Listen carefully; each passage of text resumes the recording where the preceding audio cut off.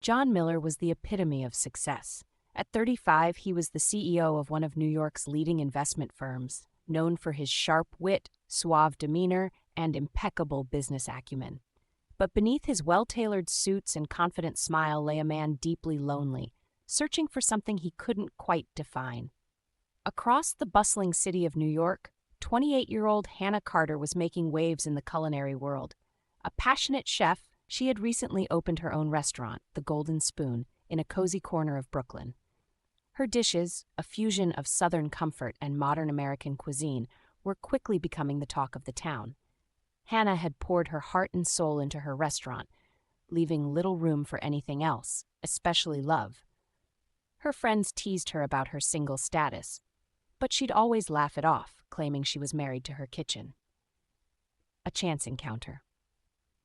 One rainy Friday evening, John found himself in Brooklyn, attending a networking event he didn't want to be at. Exhausted after hours of small talk, he decided to skip the formal dinner and explore the local area instead. The glowing sign of the Golden Spoon caught his eye, and his stomach grumbled in agreement. Inside, the warm, rustic decor and the aroma of freshly baked bread immediately put John at ease. The restaurant was buzzing, but he managed to find a seat at the bar. Hannah, busy plating a dish, noticed the sharply dressed man sitting alone. Something about him seemed out of place but intriguing. She decided to personally check on him. "Good evening," she said with a warm smile. "First time here?" John looked up, surprised. "It is. I must say the place has a charm I wasn't expecting." Hannah chuckled. "We aim to surprise. Can I recommend our signature dish? It pairs perfectly with a glass of red wine." "I'll take your word for it," John replied, intrigued by her confidence. When the dish arrived, John was blown away. "This is incredible," he said earnestly. "Glad you think so," Hannah replied. "I'm Hannah, by the way, the chef and owner."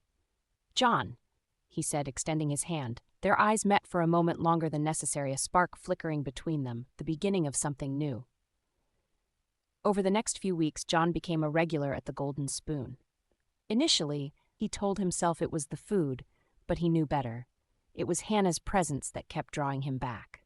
Hannah, too, found herself looking forward to John's visits. He was different from her usual patrons, thoughtful, genuine, and curious about her craft.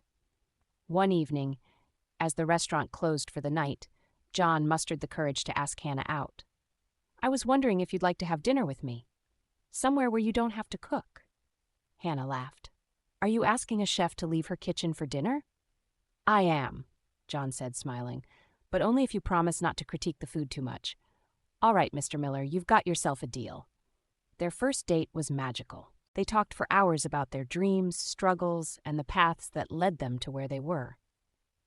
Hannah shared her love for cooking, how it started with baking cookies with her grandmother. John opened up about the pressures of running a business and the emptiness that sometimes came with success. Love in full bloom. As the weeks turned into months, their bond deepened. John found solace in Hannah's warmth and authenticity, while she discovered a sense of security and encouragement in him. But their relationship wasn't without challenges. John's demanding job often kept him away, and Hannah's restaurant required her undivided attention. There were nights when they barely had time for a quick phone call, and moments when their worlds seemed too far apart. Yet they always found their way back to each other. John started rearranging his schedule to spend evenings at the Golden Spoon, sometimes even helping Hannah close up. Hannah, in turn, began carving out time to visit John's world, attending his corporate events, and learning more about his business. A crossroads one day, John received an offer to expand his company overseas. It was a once-in-a-lifetime opportunity, but it required him to move to London for at least 2 years. When he told Hannah, she tried to be supportive, but the thought of being apart scared her. "I don't want to hold you back, John," she said quietly, "but I'm not sure how this will work." "I don't want to lose you," John said, his voice heavy with emotion. "You've become the most important part of my life, Hannah." They spent days weighing their options, torn between love and ambition, the grand gesture. On the night of their anniversary, John surprised Hannah with a candlelit dinner at the Golden Spoon. As they finished dessert, he took her hand and said, "I've made my decision." Hannah's heart raced. "I turned down the offer," he continued, because no opportunity is worth losing you. Hannah's eyes filled with tears. John, you didn't have to, he interrupted her. I did, because you're my home, Hannah. Wherever you are, that's where I want to be. Overwhelmed, Hannah threw her arms around him. I love you, John. And I love you, he whispered. Epilogue. A year later, John and Hannah stood together at the grand opening of their new venture, a restaurant and event space combining her culinary artistry with his business expertise. They named it American Honey, a tribute to their shared journey.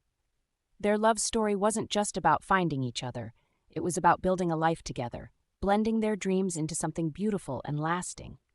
And in the heart of New York, their love continued to grow, as rich and fulfilling as the dishes Hannah created in her kitchen.